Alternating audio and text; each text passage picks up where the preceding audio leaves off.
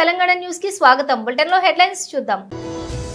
YSRCP parliamentary నాయకుడు Vijayasai Reddy, YV Subbareddy, PV Mithun Reddy మరియు ఇతర ఎంపీలు ప్రెస్ మీట్. సివిల్ సప్లైస్ కుంభకోణంలో ఖచ్చితంగా సీఎం రేవంత్ రెడ్డి పాత్ర ఉంది. మాజీ ఎమ్మెల్యే పెద్ది సుదర్శన్ రెడ్డి. ఎన్నికల్లో ఇచ్చిన గ్యారంటీలు, హామీలు నెరవేర్చలేని రేవంత్ ప్రభుత్వం తెలంగాణ ప్రజల విశ్వాసాన్ని కోల్పోయింది.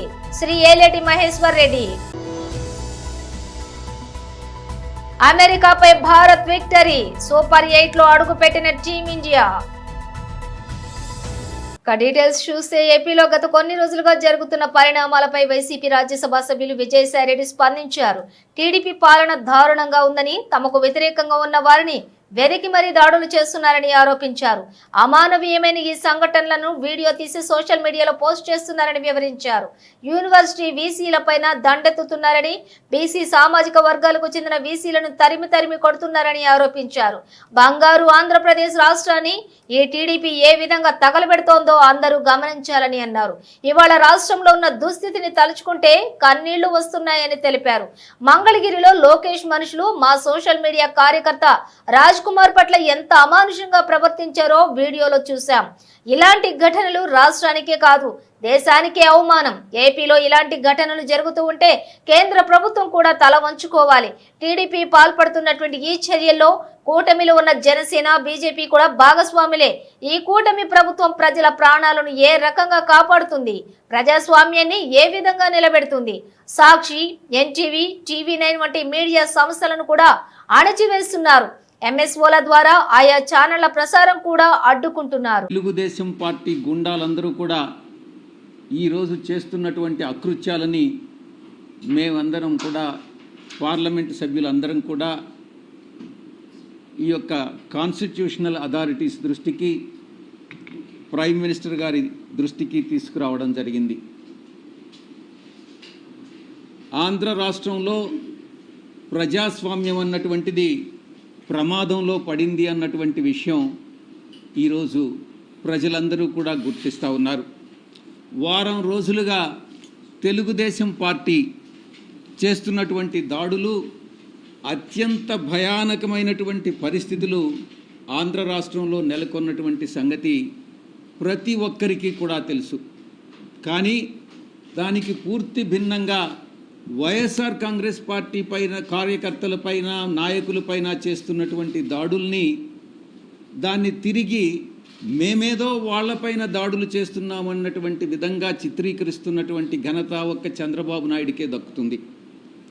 ఈ రకంగా వక్రీకరించేటటువంటి బుద్ధి ఒక్క చంద్రబాబు నాయుడికి, ఆయన పార్టీ నాయకులకు మాత్రమే ఉందన్నటువంటి విషయం అందరూ కూడా గమనిస్తూ ఉన్నారు. ఈరోజు చంద్రబాబు నాయుడు గారి పరిపాలన ఒక ఆటవిక పరిపాలన అన్నటువంటి విషయంగా మనం అభివర్ణించవచ్చు.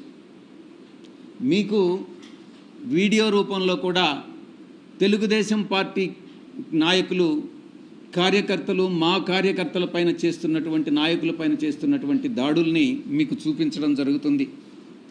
చట్టం లేదు, స్వేచ్ఛ లేదు, న్యాయం లేదు, అన్యాయమే రాజ్యమేలుతుంది. ఈ ప్రమాణ స్వీకారానికి ముందే ఈ రకమైనటువంటి ప్రామాణికాలు సృష్టిస్తున్నారు అని అంటే దీని మీరు అర్థం చేసుకోవచ్చు చంద్రబాబు నాయుడు పరిపాలన రాబోయేటటువంటి 5 సంవత్సరాల కాలంలో ఎలా ఉంటుంది అన్నటువంటిది. కనీసం ఫిర్యాదు చేస్తామన్నా కూడా, దాడి చేయించుకొని, దాడి జరిగిన తరువాత గాయాలకి గురై తరువాత కూడా ఫిర్యాదు చేస్తామనంటే అధికారులు భయపడుతున్నటువంటి పరిస్థితి ఫిర్యాదు తీసుకునేదానికి. ఇది చంద్రబాబు నాయుడు పరిపాలన. ఈరోజు రాష్ట్రాన్ని అత్యంత భయానకమైనటువంటి వాతావరణంలో ఈరోజు చంద్రబాబు నాయుడు ప్రమాణ స్వీకారానికి ముందే నెట్టడం జరిగింది.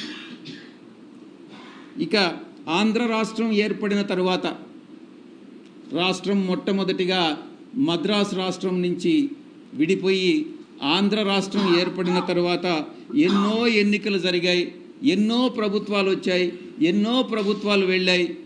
కానీ ఈ విధంగా ఎన్నడూ లేని విధంగా ఎన్నికల తర్వాత హింస చెలరేగడం అన్నటువంటిది ఈ యొక్క చంద్రబాబు నాయుడే నాంది పలికాడు అన్నటువంటి విషయాన్ని నేను మీకు తెలియజేస్తా ఉన్నా. ఎన్నికల కోడ్ వచ్చిన తర్వాత వైఎస్ఆర్ కాంగ్రెస్ పార్టీయే లక్ష్యంగా, పార్టీ శ్రేణులే లక్ష్యంగా కొనసాగినటువంటి దాడులు ఎన్నికల ఫలితాల తర్వాత కూడా కొనసాగాయన్నటువంటి విషయం మీ అందరికీ కూడా తెలుసు.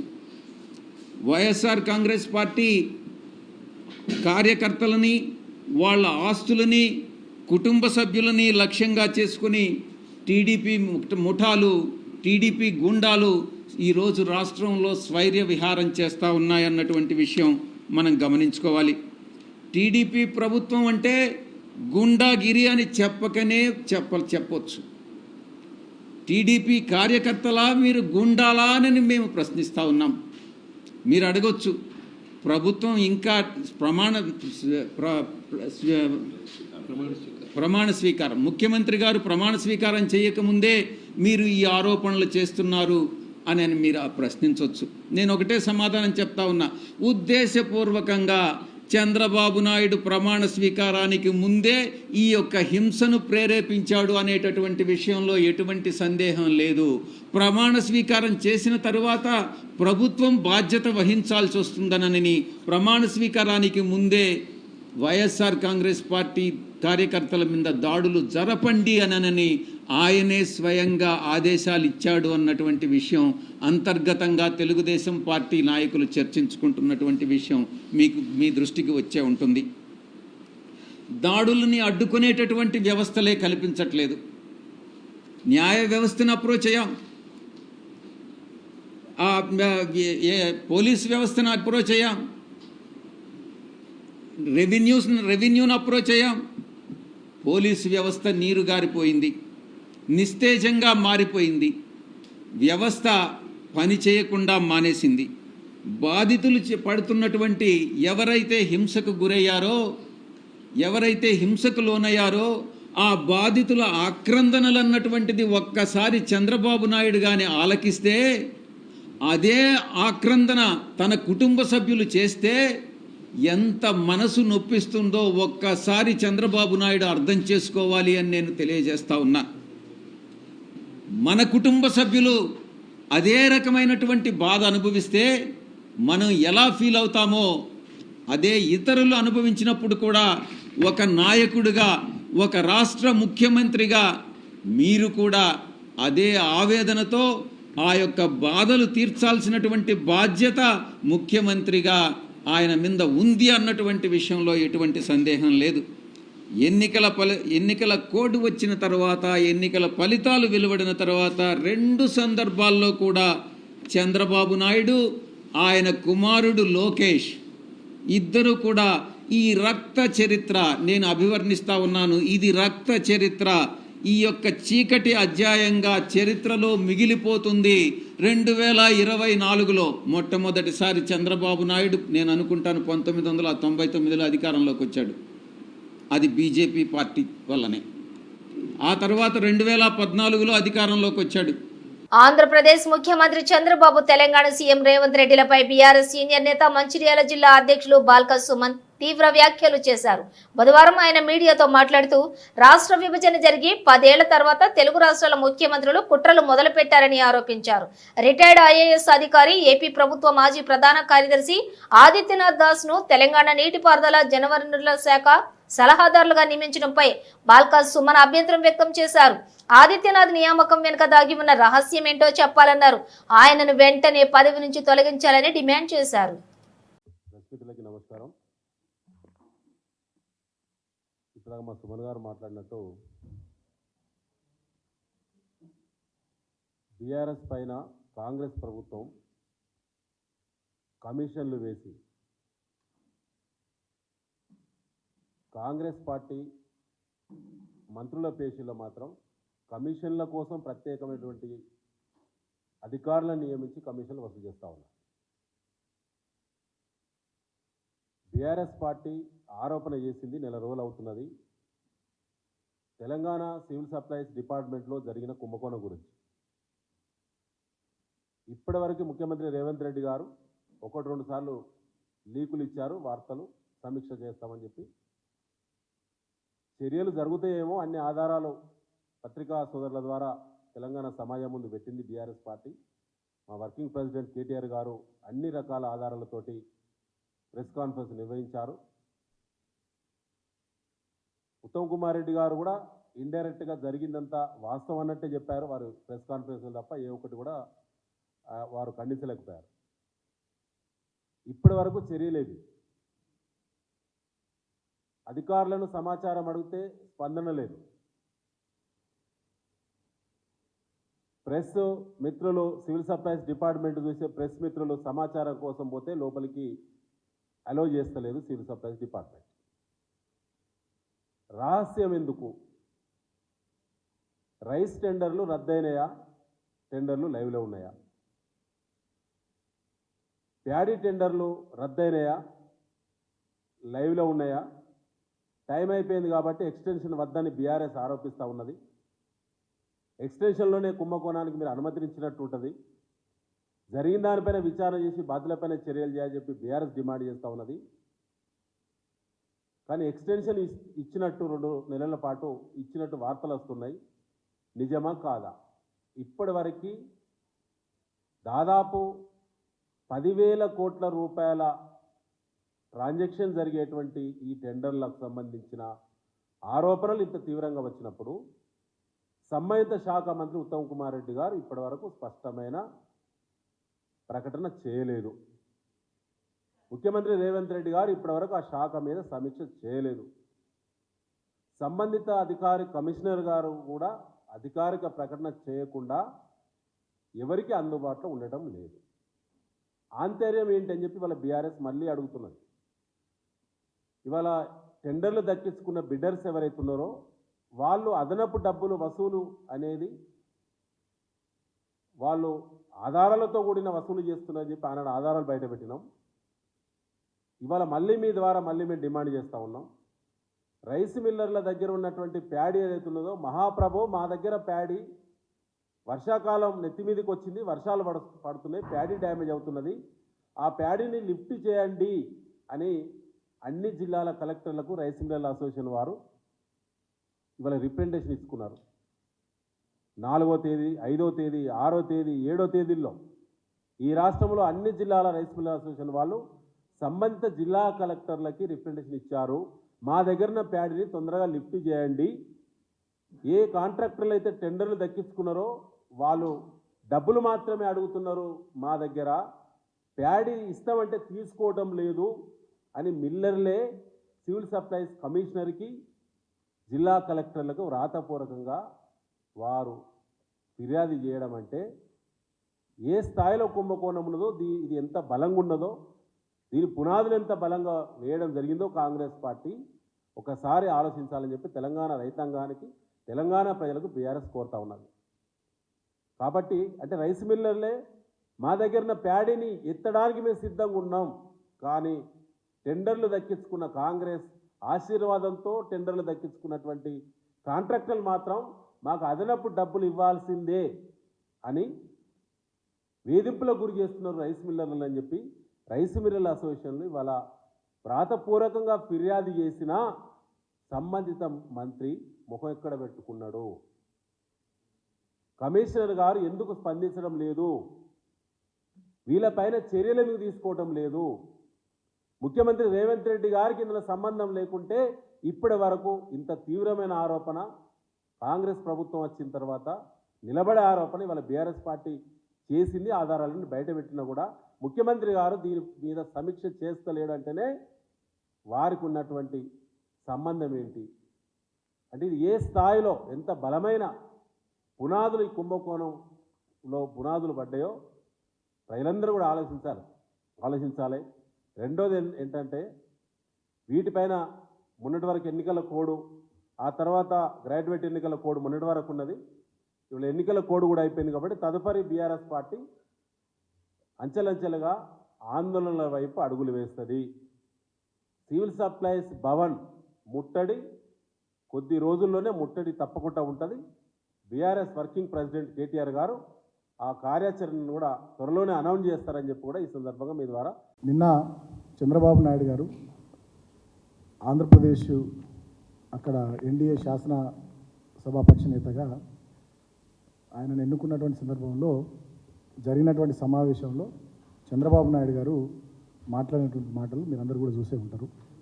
ఆయన ఏమంటారంటే, ఆనాడు 2014లో అప్పుడు ఆంధ్రప్రదేశ్ ముఖ్యమంత్రిగా ఆయన ప్రమాణ స్వీకారం చేయాలంటే ఆనాడు ప్రధానమంత్రి అయినటువంటి నరేంద్ర మోడీ గారు 7 మండలాలు, తెలంగాణ రాష్ట్రంలోని ఉమ్మడి ఖమ్మం జిల్లాలోని 7 మండలాలు ఆంధ్రప్రదేశ్కు బదలాయిస్తే తప్ప ప్రమాణం చేయనని చెప్పి ఆయన ఆనాడు ప్రధానమంత్రి మీద ఒత్తిడి తీసుకొచ్చి, ఆనాడు ఎన్డీఏలో భాగస్వామ్య పార్టీ ఉన్నటువంటి తెలుగుదేశము, భారతీయ జనతా పార్టీ 2 పార్టీలు కూడా కలిసి ఆనాడు ఉమ్మడి ఖమ్మం జిల్లాలోని 7 మండలాల్ని తీసుకొని పోయినామని చెప్పి ఆ విషయాన్ని నిన్ననే చాలా సగర్వంగా చంద్రబాబు నాయుడు గారు ప్రకటించారు. ఆయన మాట్లాడినటువంటి వీడియోని నేను ఒకసారి ప్లే చేస్తాను మీకోసం.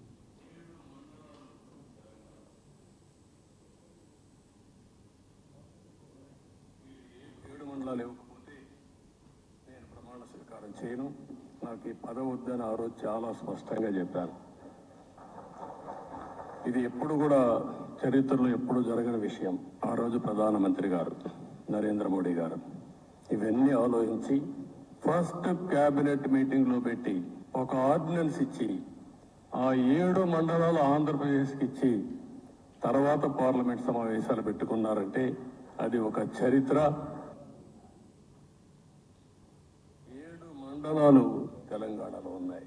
మీరు 7 మండలాలు ఇవ్వకపోతే నేను ప్రమాణ స్వీకారం చేయను, నాకు ఈ పదవి వద్దని ఆ రోజు చాలా స్పష్టంగా చెప్పాను. ఇది ఎప్పుడు కూడా చరిత్రలో ఎప్పుడు జరగని విషయం.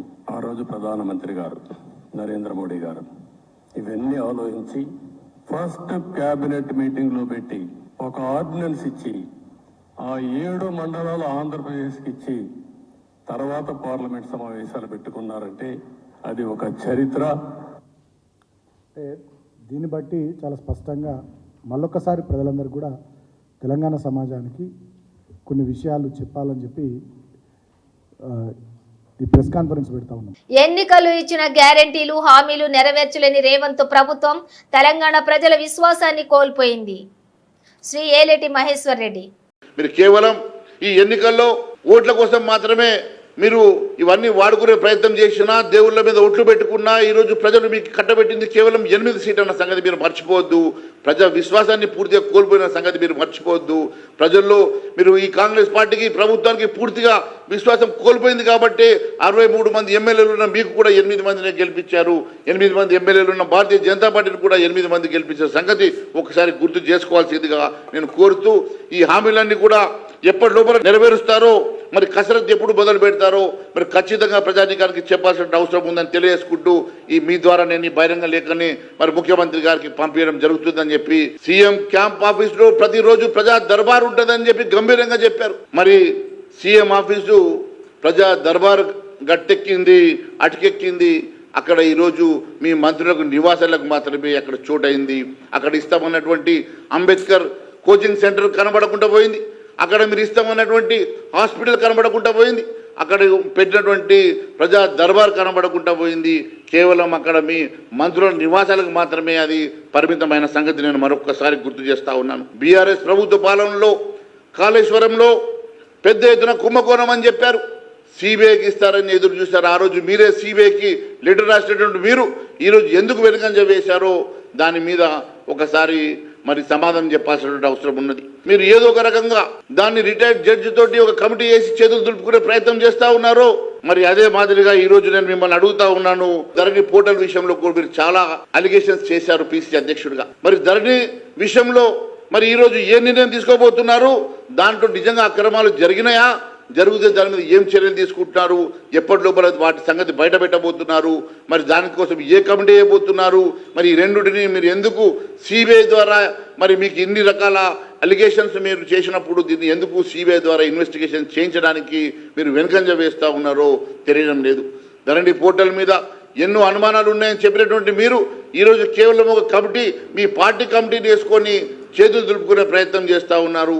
అది మీకు తప్పకుండా మరి కేవలం మీరు దాన్ని ధరణిని జరిగినటువంటి అవకతవకలను మీరు కూడా వాడుకొని మీ స్వార్థం కోసం వాడుకునే ప్రయత్నం ఏమైనా జరుగుతుందా, లేకుంటే నిజంగా ధరణిలో నిజంగా అవకతవకలు జరిగితే మరి ఎందుకు బయట పెట్టడం లేదో మరి ప్రజానీకానికి చెప్పాల్సినటువంటి అవసరం ఉందని చెప్పి నేను తెలియజేస్తా ఉన్నాను.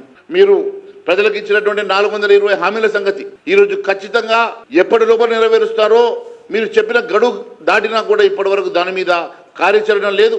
అధికారులతోటి కనీసం అటువైపుగా అడుగులు వేస్తున్నట్టుగా ఎక్కడ కూడా మరి పేపర్లలో కనబడటం లేదు. మీరు ఎక్కడ కూడా దాని విషయం లోపల ఎలాంటి ఆలోచన చేస్తున్నారో మరి ప్రజలకు చెప్పాల్సినటువంటి అవసరం ఉన్నది. T20 వరల్డ్ కప్ 2024లో భారత జైత్రయాత్ర కొనసాగుతోంది. టీమిండియా వరుసగా 3వ విజయాన్ని తన ఖాతాలో వేసుకుంది. న్యూయార్క్లోని Nassau county international cricket stadium వేదికగా అమెరికాతో జరిగిన మ్యాచ్లో 7 వికెట్ల తేడాతో గెలిచింది. తొలుత బ్యాటింగ్ చేసి అమెరికా నిర్దేశించిన 111 పరుగుల లక్ష్యాన్ని భారత్ 18.2 ఓవర్లలో 3 వికెట్లు కోల్పోయి ఛేదించింది. Target chasing star batter Suryakumar Yadav కీలక పాత్ర పోషించాడు. 49 బంతుల్లో 50 పరుగులు చేసి భారత్ ను విజయ్ తీరాలకు చేర్చాడు. శివం దుబేతో జతకట్టి చివరి వరకు క్రేజ్ లోనే ఉన్నాడు. బౌలింగ్ పేసర్ ఆర్జీవ్ కింగ్ అలాగే బౌలింగ్ పేసర్ హర్దీప్ సింగ్ కీలక పాత్ర కూడా పోషించారు. 4 ఓవర్లలో 9 పరుగులు మాత్రమే ఇచ్చి 4 కీలకమైన వికెట్లు పడగొట్టాడు. పవర్ ప్లే ప్రారంభంలోనే ఓపెనర్లు విరాట్ కోహ్లీ, కెప్టెన్ రోహిత్ శర్మ ఇద్దరు అవుట్ అయ్యారు. ఫామ్ లో ఉన్నటువంటి రిషబ్ పంత్ కూడా జట్టు స్కోరు 39 పరుగుల వద్ద వెనుదిరిగాడు. దీంతో జట్టు ఇబ్బందులో పడినట్లుగా అనిపించింది. కానీ సూర్యకుమార్ యాదవ్, శివం దుబే 4వ వికెట్ కు ఏకంగా 67 పరుగుల భాగస్వామ్యాన్ని నెలకొల్పారు. దీంతో మరో 10 బంతులు మిగిలి ఉండగానే భారత్ లక్ష్యాన్ని ఛేదించింది. సూర్యకుమార్ 49 బంతుల్లో 50 పరుగులతో నాట్అవుట్ గా నిలిచాడు. ఇక దుబే 31 పరుగులతో నాట్అవుట్ గా చివరి వరకు క్రేజ్ లో ఉన్నాడు. రోహిత్ శర్మ 3, విరాట్ కోహ్లీ 0, రిషబ్ పంత్ 18 చొప్పున పరుగులు చేశారు. ఇక అమెరికా బౌలర్లలో సౌరభ్ నేత్రవాల్కర్ 2, అలీఖాన్ 1 వికెట్ తీశారు. అక్రమంగా ఇసుకను తరలిస్తూ రైతులకు నష్టం కలిగిస్తున్నారన్న విషయాన్ని జిల్లా కలెక్టర్ కి జనగామ జిల్లా దేవరపల్లి మండలం బీఆర్ఎస్ నాయకులు సోమవారం ఇసుక అనుమతులను వెంటనే రద్దు చేయాలంటూ వినతి పత్రాలు అందజేసిన విషయం అందరికీ తెలిసిందే. ఆ విషయంపై వెంటనే స్పందించిన జిల్లా అడిషనల్ కలెక్టర్ రోహిత్ సింగ్ దేవరపల్లి మండలం రాంబోజీగూడెంలోని వాగు పరిసర ప్రాంతాలను తనిఖీలు నిర్వహిస్తూ ఉండగా అక్కడికి పరుగున వచ్చిన స్థానిక రైతులు అడిషనల్ కలెక్టర్ కి తమ బాధను చెప్పుకున్నారు. ట్రాన్స్ఫార్మర్ ఖాళీ చాలా రోజులు అవుతుంది సార్. ట్రాన్స్ఫార్మర్ కాలిపోవడంతో నారుమడికి నీళ్లు అందడం లేదు. విద్యుత్ అధికారులకు ఎంత చెప్పినా పట్టించుకోవడం లేదు సార్ అంటూ దయచేసి విద్యుత్ అధికారులకు చెప్పి ట్రాన్స్ఫార్మర్ ను బాగు చేయించి నారుమడికి నీరు అందేలా చూడండి అంటూ తమ గోడును చెప్పుకున్నారు రైతులు. వెంటనే స్పందించిన అడిషనల్ కలెక్టర్ విద్యుత్ అధికారులతోటి ఫోన్ లో మాట్లాడి వెంటనే సమస్యను పరిష్కారం చేయాలని ఆదేశించారు.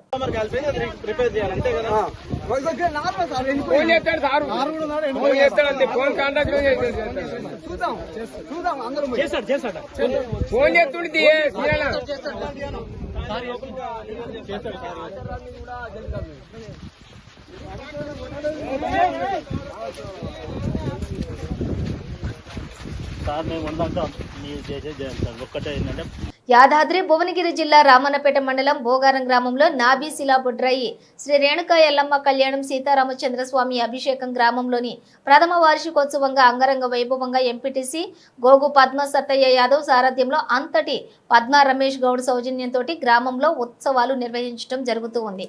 ఈ సందర్భంగా అమ్మవారి హోమం కార్యక్రమాలు, అభిషేక కార్యక్రమాలు, నాబీ శిలాబుడ్రాయి జలాభిషేకం కార్యక్రమాలను బేతోజు సత్యనారాయణ శాస్త్రి కరకములచే అంగరంగ వైభవంగా నిర్వహించడం జరుగుతూ ఉంది. అనంతరం ఒగ్గు కళాకారులచే ఎల్లమ్మ కళ్యాణోత్సవం సందర్భంగా పుట్టకముట కళ్యాణం తదితర కార్యక్రమాలను కూడా అంగరంగ వైభవంగా శాస్త్రమత్తంగా తమ గ్రామ ప్రజల సమక్షంలోని నిర్వహించడం జరుగుతుంది. గ్రామంలోని ప్రజలందరూ కూడా భక్తిభావంతో పూజా కార్యక్రమాలు నిర్వహించుకోవడం జరిగింది.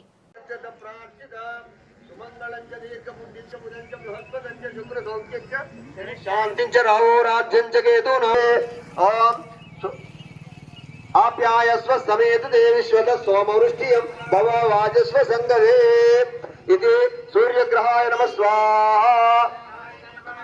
ఓం అగ్నిర్మూర్ధా దివాక దుత్పతి పృథివ్యామయామాపాగరేతా గుణం ప్రత్యంచ హిరణ్యేన కవితారదేవి భూనానంద సూర్యగ్రహాయ దేవాయ నమః. వశమానే గురు గురు స్వాహా.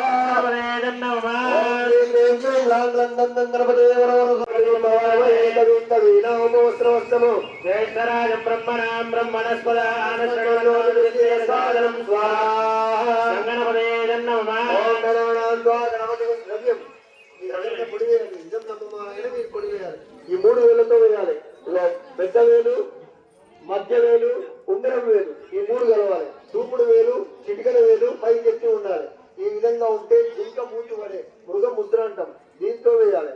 అది మోతాదుగా వస్తుంది, చూస్తూ మంచిగా ఉంటుంది. ఇది చేసే పద్ధతి కూడా ఇదే.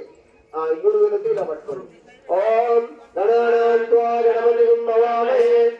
కవీనామవస్రవస్తమం జ్యేష్ఠరాజం బ్రహ్మణాం బ్రహ్మణస్పద ఆనస్కన్నోర్విశేషానం స్వాహా. గణపతే నమః. గణపతి బ్రహ్మవామహే కవీం కవీనామవస్రవస్తమం జ్యేష్ఠరాజం బ్రహ్మణాం బ్రహ్మణస్పద ఆనస్కన్నోర్విశేషానం స్వాహా. గణపతే నమః. పరమాత్మ స్వరూపాయ నమః స్వాహా.